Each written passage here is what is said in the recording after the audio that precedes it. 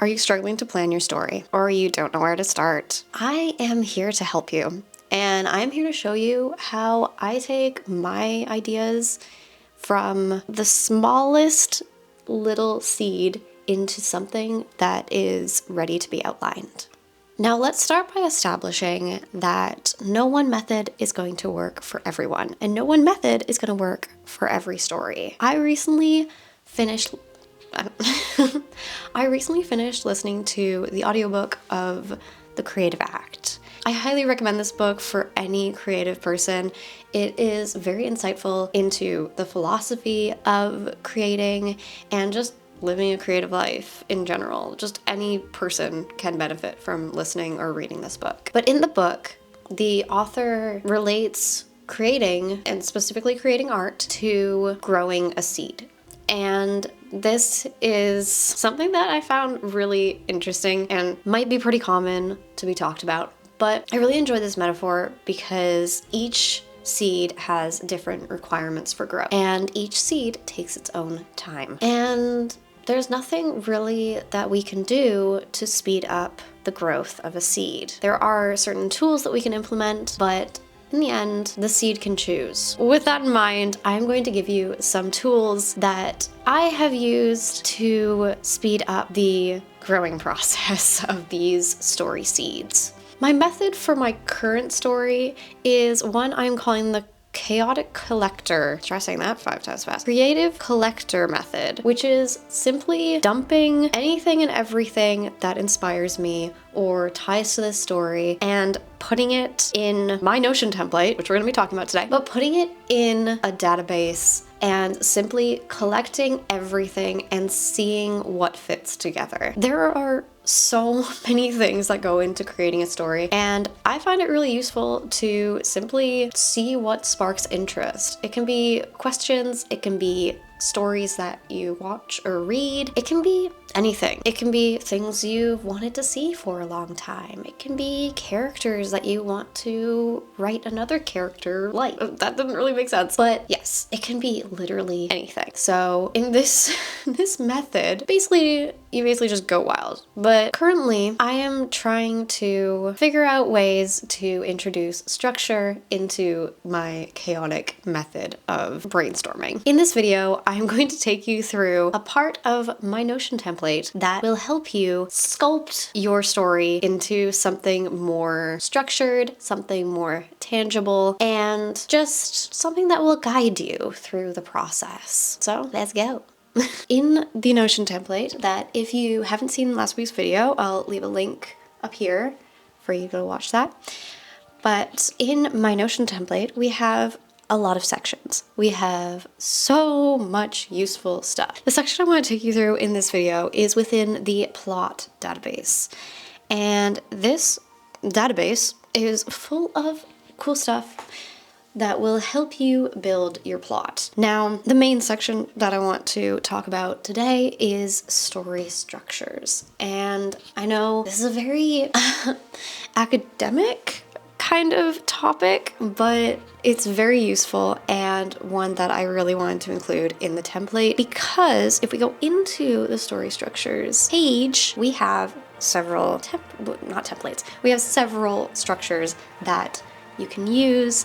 There's also a section later that gives you actual templates for these structures. It gives you parts that you can fill out, and also a printable one of the last one we will talk about today. So that is super fun.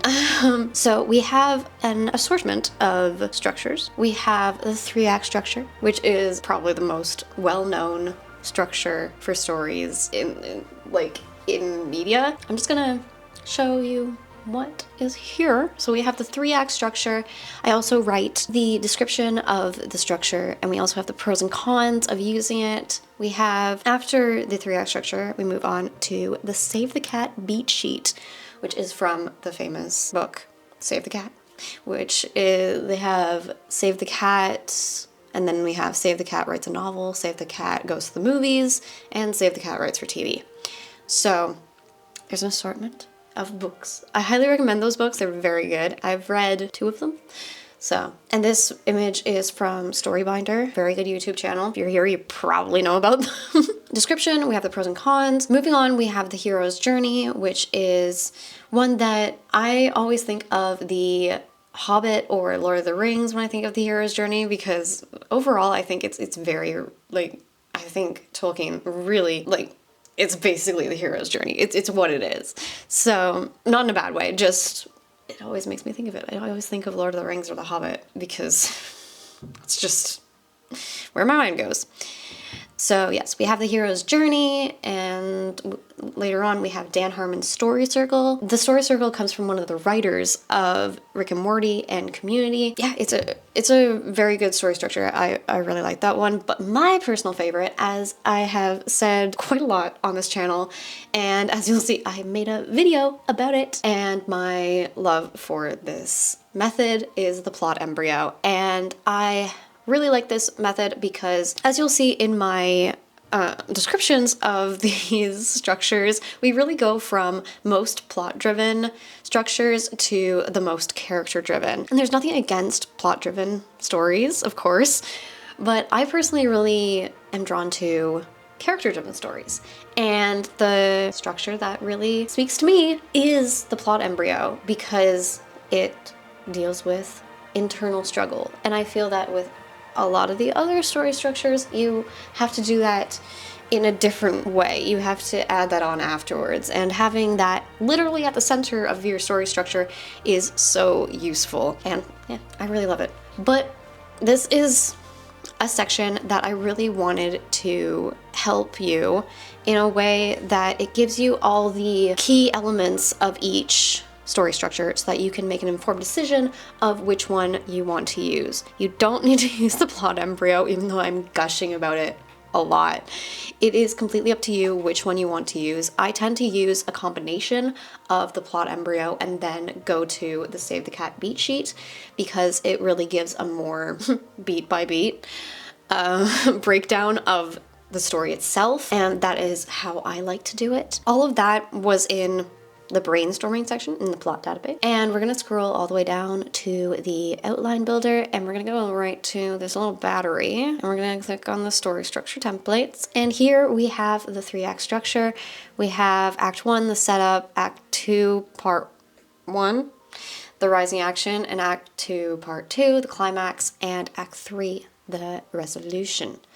So you can fill out all of this. You can go into as much detail as you want or as little as you want. If you just need like a little bit just to figure things out. If it's a short story, I don't know what you're working on. And then we move on and we have the Save the Cat beat sheet, where we have all the different beats that are in the beat sheet. Obviously, I missed a little thing here.